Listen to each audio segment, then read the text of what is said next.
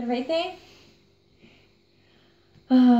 Добре дошли в канала ми, където ще изговорим за кремове, козметика, дрехи, мода, за общо взето за каквото вие пожелаете.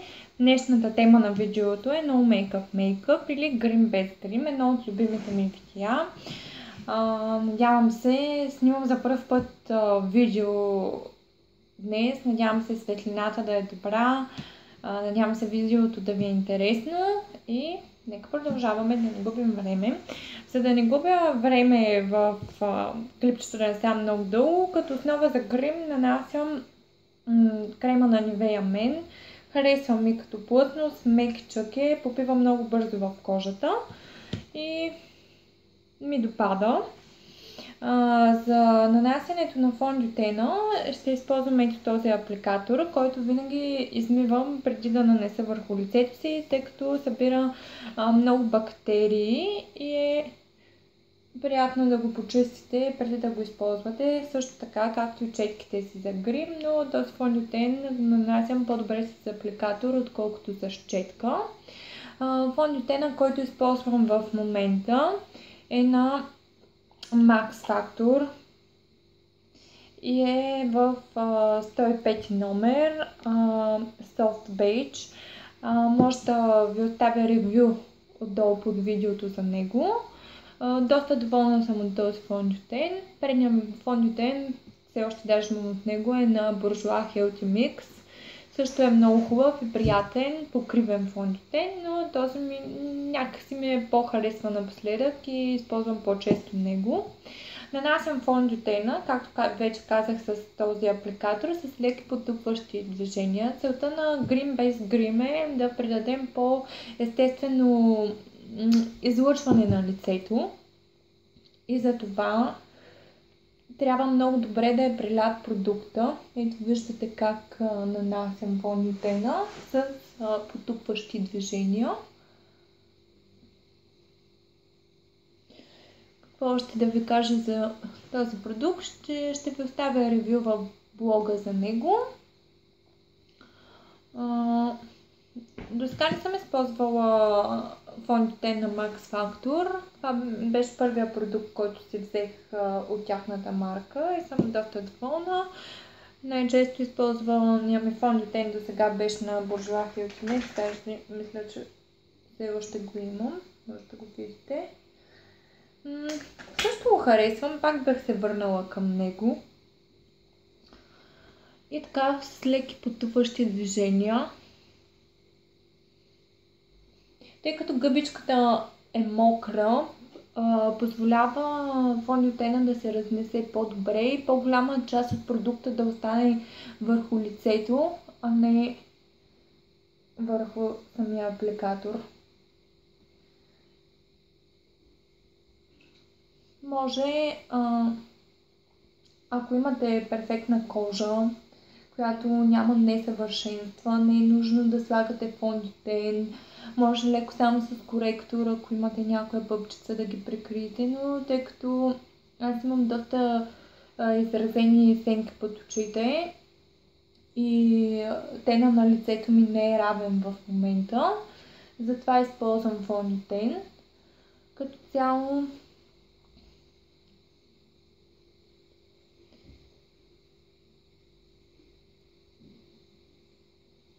стараем се много добре да прилеем продукта, за да е възможно най-естествено. Тъй като дневната светлина до сега печеше леко слънце, не знам как ще продължи да се вижда, надявам се добре. Преминаваме нататък. Коректора, който използвам в момента, е този на Catrice. Номер 025. Използвам коректор под очите, който нанасям с леки потупващи движения.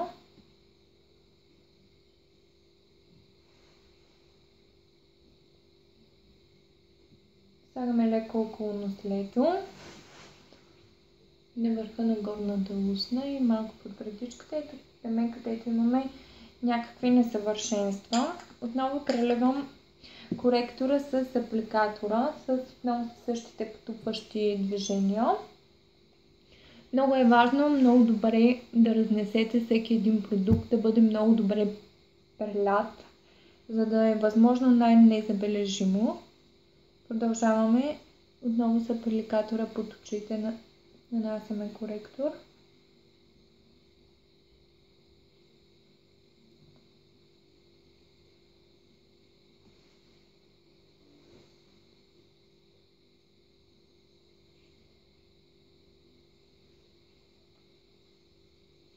Нанасяме и върху клепачите, много със същите потупващи движения.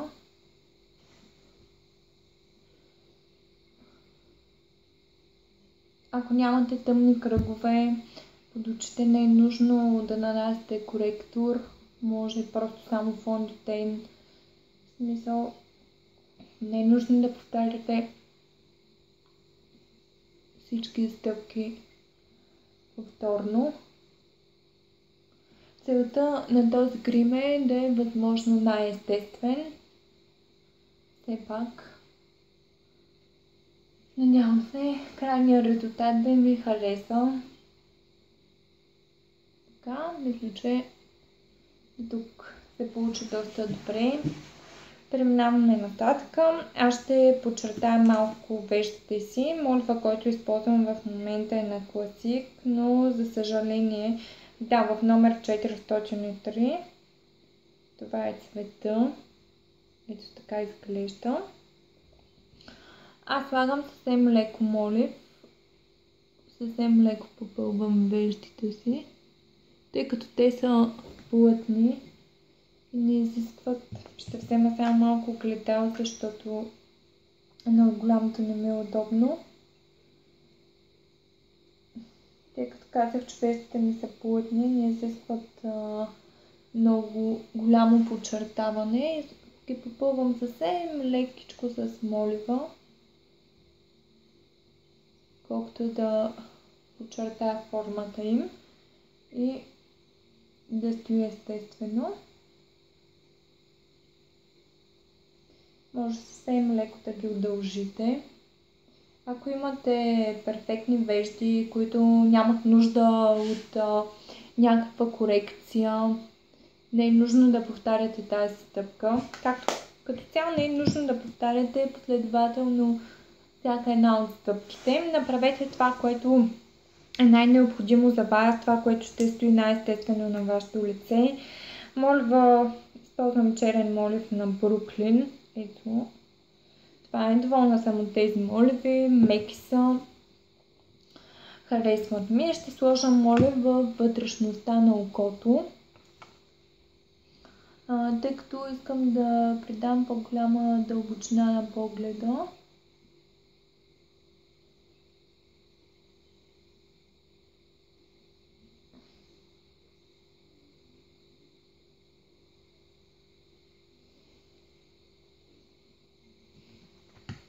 Ето така, виждате как съвсем леко лицето се озари. Преминаваме нататък към нанасянето на спирала. Спиралата, която използвам в момента е на L'Oreal Mega Volume Collagen 24. Ето така изглежда четката ѝ. Много харесвам тази спирала. Доста дълготрайна е. По принцип доста харесвам спиралите на L'Oreal. Имам добри отзиви за тях. Нанасяме съвсем лекичко спирала. Целта ни е съвсем лекичко да подчертаем миглите си, да не изглежда толкова изкуствено. Може да го направите с всяка една спирала, не е задължително да е същата, не е задължително да използвате същите продукти. Подберете правилният цвят фондитен за вас.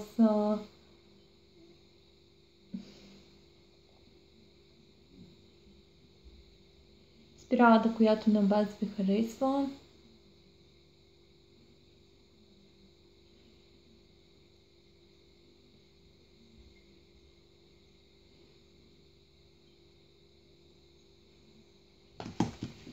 Ето така. Слагам малко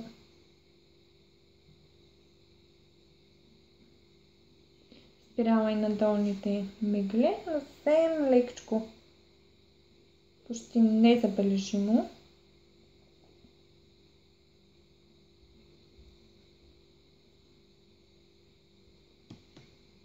Мислям да направя крем за абитюрентите, тъй като те мислят, че баловете вече започват, но мисля, че това видео ще е доста полезно, тъй като на мен наскоро ми предстоеше бал да вече мина и мисля да направя видео за грима, който бях аз. Преминаваме нататък, след като сме нанесли спирала вече, ще подчертаем леко скулите, съвсем леко и незабележимо. Ако вие прецените, че това ще ви дойде в повече, можете да го правите. Аз използвам перлите на Avon, които от години. Нанасям ги с апликатор съвсем лекичко, горе-надолу.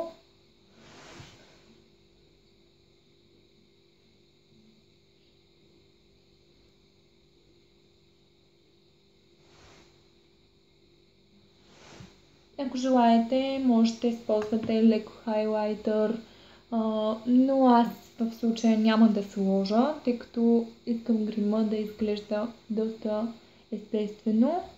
Продължавам с леки потупващи движения, леко отдолу да прелея. Мисля, че се получи добре. Като завършък накрая ще сложа ето това червил на Essence, което е в този, не червила, а гланс, в ето този прасковен цвят. Ще заложа на едни по-ярки устни като цяло.